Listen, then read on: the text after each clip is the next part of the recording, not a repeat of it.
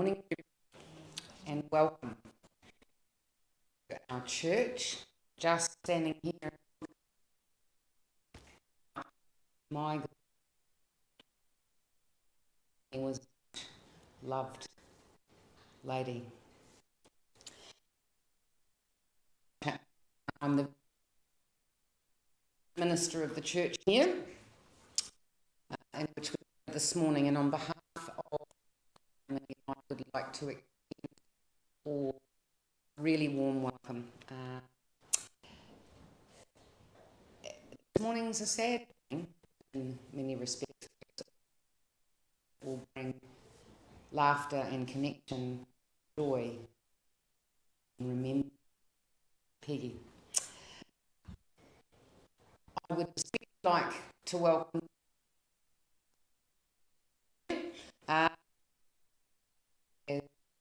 for what live stream. Welcome and acknowledge Peggy's friends and members of the wider community, all who I'm sure have been touched in some way by the gift. The family would like to express their appreciation of those also who have been in contact and who are unable to be here this morning. And lastly, I would like to extend a very warm welcome and introduce to you Margaret Pratt.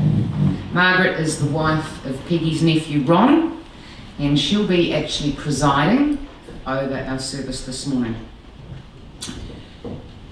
Although I obviously have never met Peggy personally, in meeting with the girls earlier this week, I have a real sense of how deeply loved and respected by so many that she was.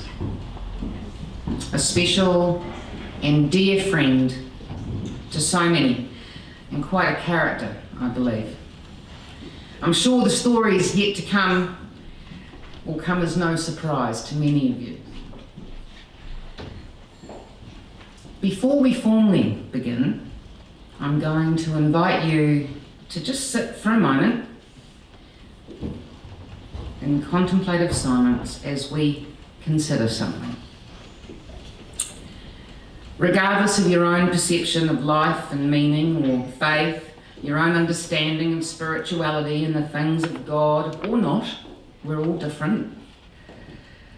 We can, each of us, I think, perhaps understand a little bit that if we hold to that tried and true saying, that belief that God is love and we love, then God is here. I'm now going to pass the baton over to Margaret. Margaret, please come up. Thank you.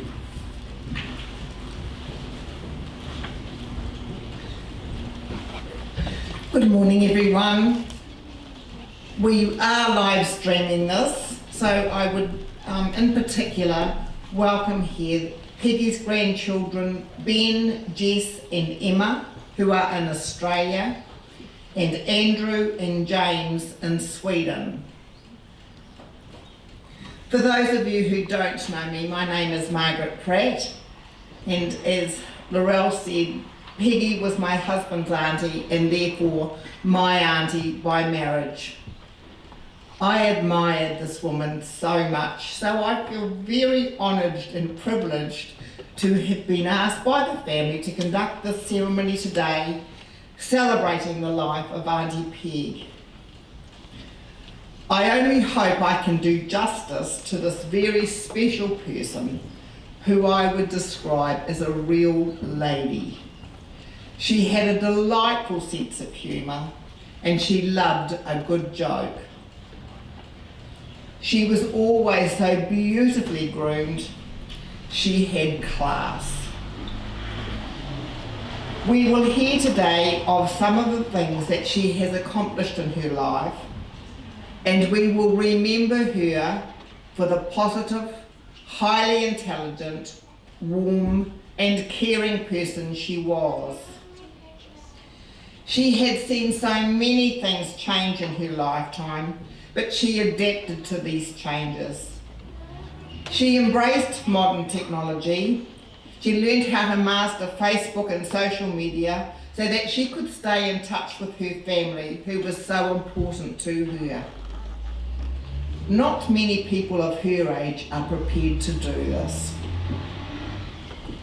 We are here also to comfort Peg's daughters Jude and her husband Kevin, Jill and Wendy and her husband Mick, and their children and grandchildren. We express our sincere condolences in the loss of one who has been such a loved and cherished part of your lives for so long. We know that for you, life is going to seem very strange and different without her, because for you she's always been there. We want you to know that we understand the overwhelming feelings of great loss that you have now that Peg has gone. Jude, Jill and Wendy, you all have my sincere admiration for the way that you nursed your mum during her final weeks. It was her wish not to go into a nursing home, and you have all had every right to be so proud of yourselves for being able to fulfill her wishes. It is the greatest gift that you could give your mother. It has been said that when we die, it is as though a vase of flowers have been removed from the room. The flowers have gone, but the fragrance remains. Peggy has gone, but the memories she leaves are like the continuing fragrance of the flowers. The entire series of committal will take place in this church.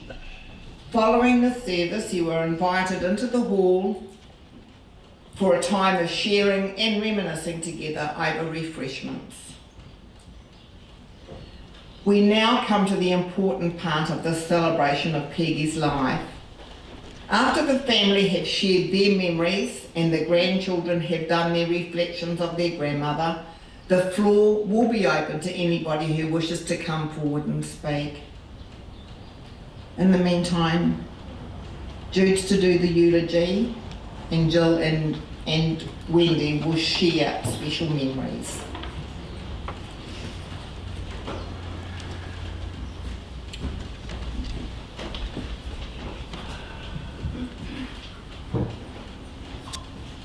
Hello, I'm Jude and I'm Peggy and Mac's eldest daughter, and I just want to say thank you so much again, particularly to those who have travelled from afar to be here today to celebrate the life of Peggy Pratt. Of course, Mum was not always Peggy Pratt.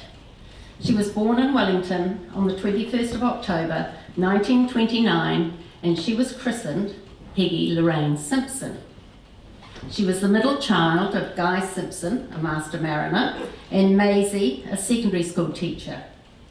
They lived in Lower Hutt, and Mum's stories tell of a very happy childhood, with her sister Mari and her brother Graham. Their home was often packed with extended family or neighbours who would arrive on a Sunday for sing-alongs around the piano. Mum shared memories of rides on Grandad's BSA motorbike, 2 kids on the petrol tank, and Maisie and baby Graham on the back. When the family purchased a Plymouth motor car in the mid-1930s, the summers were spent camping at lakes and rivers. Waikaremoana was a favourite spot.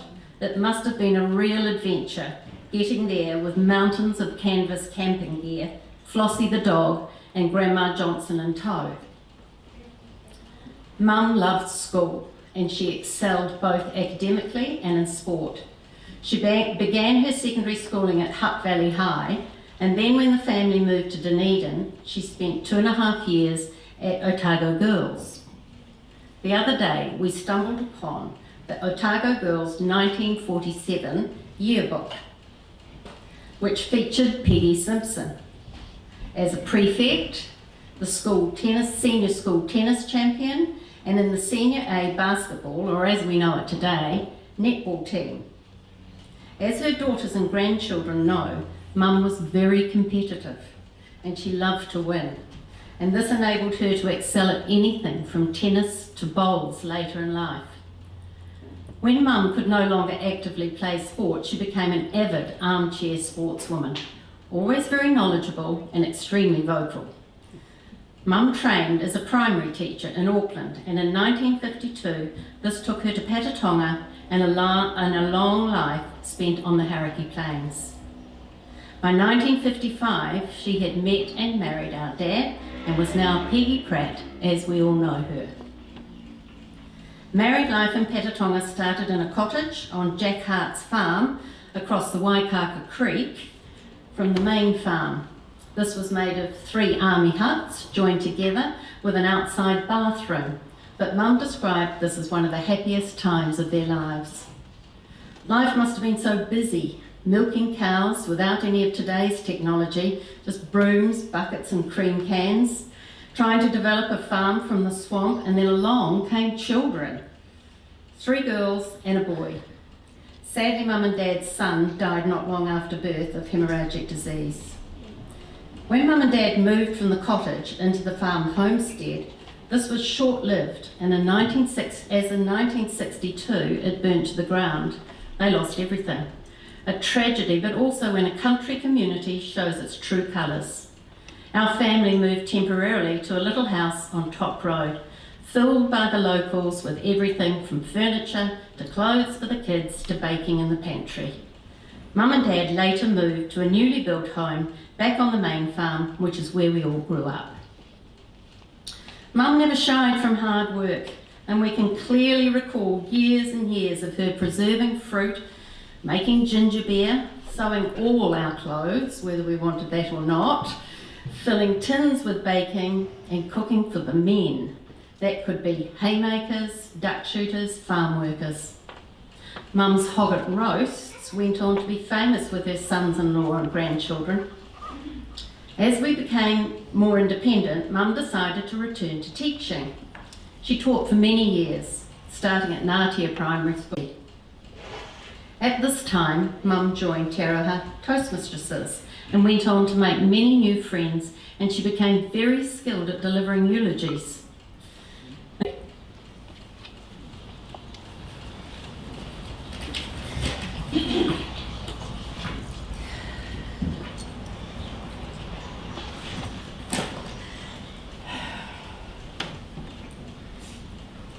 Hi, my name's Wendy and I'm Peggy's third daughter. I'd like to share some reflections from my girls in Australia.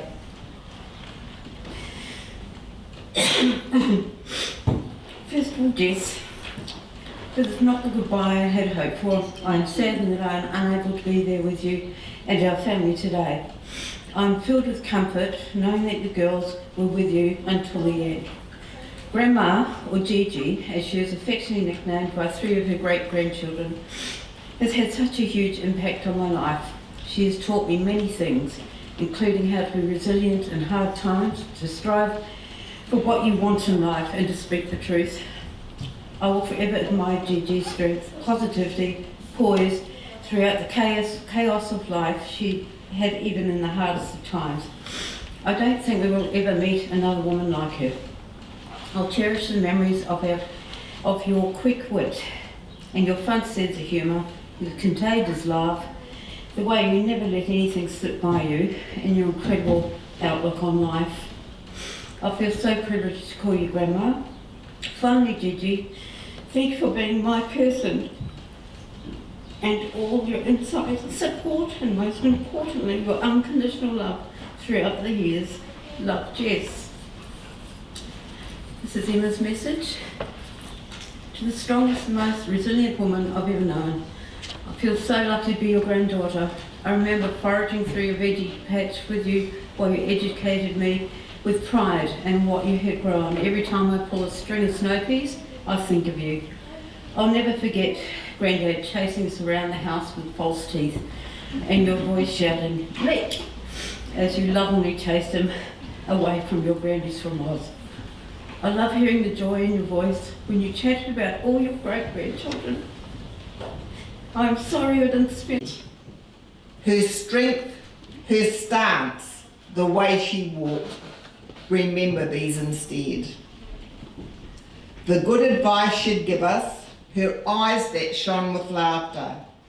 So much of her will never die, but live on ever after. As we loved you, so we miss you. In memory, you are near. Loved, remembered, longed for always, bringing many a silent tear. I'd like to call the grandchildren up to do their reflections, please.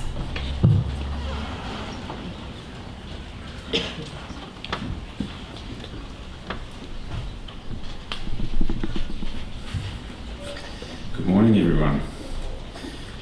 So I'm Matt Ewan. I'm the eldest grandchild, narrowly by a few months. And after 37 years, being 37 years old, I feel very privileged to have had the ability to spend as much time with my grandma as I did, and frankly all my grandparents growing up.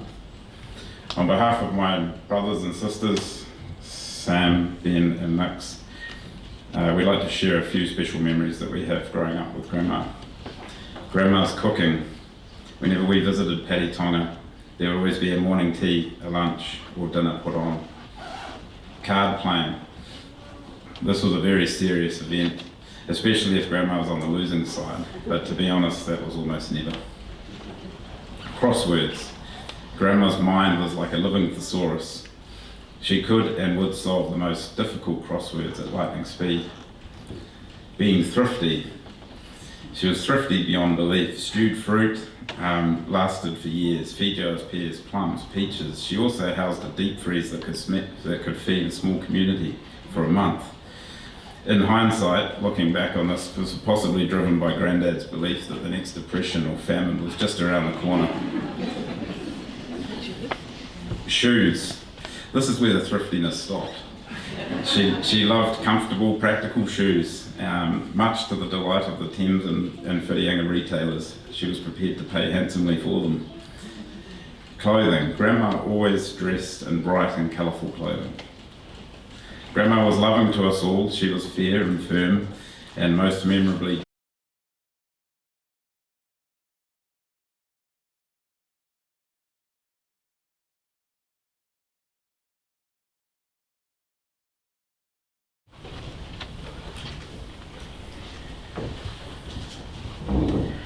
Relax. There's a lot of love in this place. It was beautiful.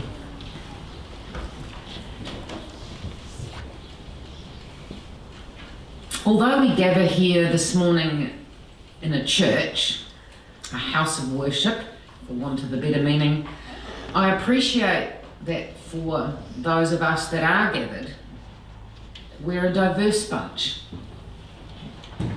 Each of us unique in our life experiences and our world views. And although of faith herself, I'm quite confident that Peggy would agree that a long, dry, theological reflection, debating life and death and meaning, would do little to reflect to you a real sense of Peggy's life. After all, it is she who is centre stage this morning. So I'm going to keep this relatively brief.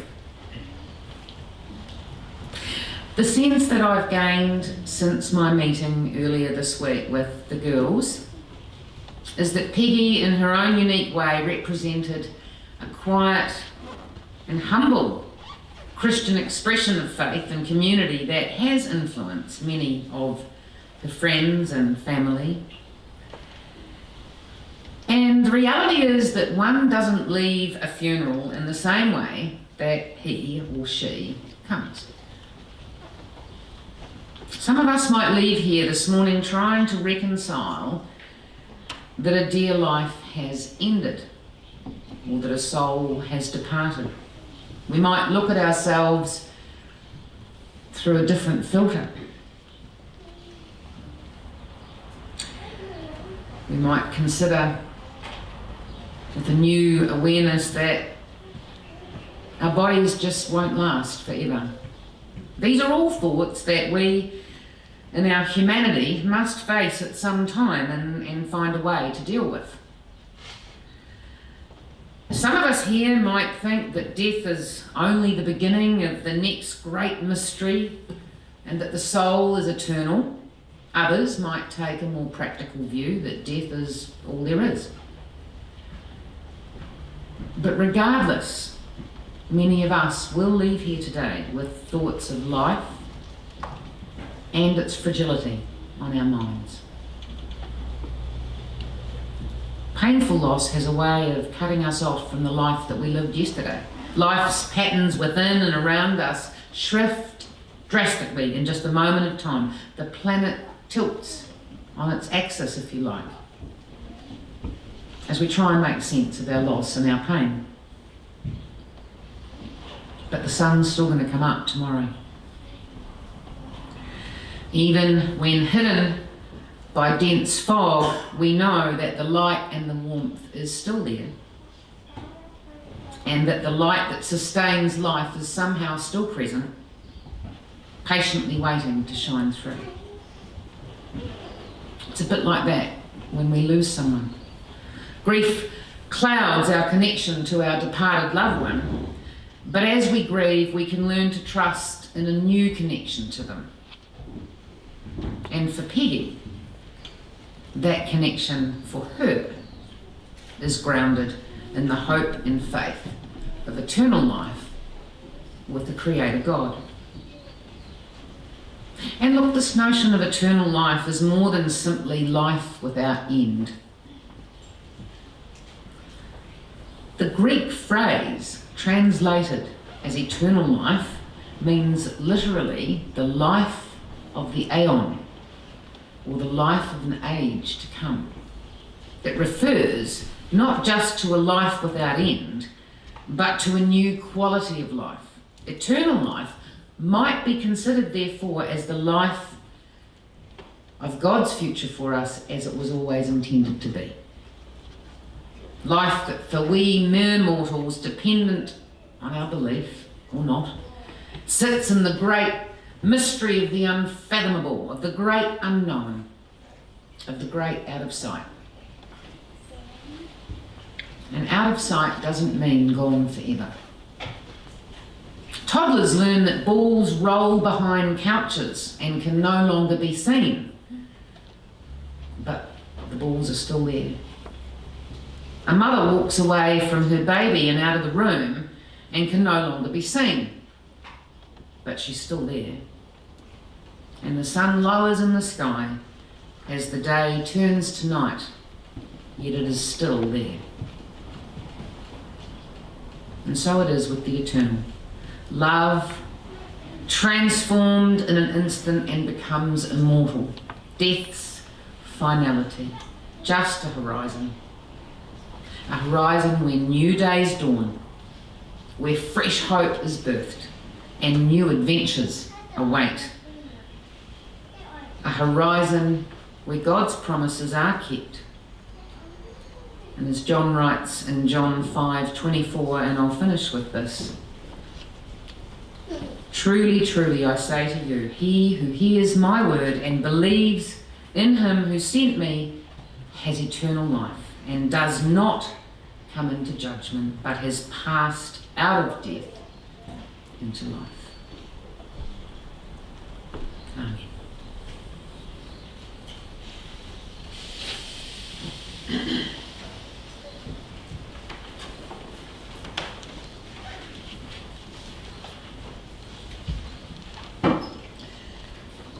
May the memories Peggy leaves us be like the continuing fragrance of flowers. Would you all please stand for the committal?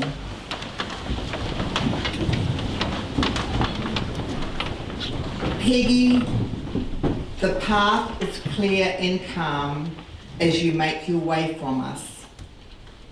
Take with you our love. Leave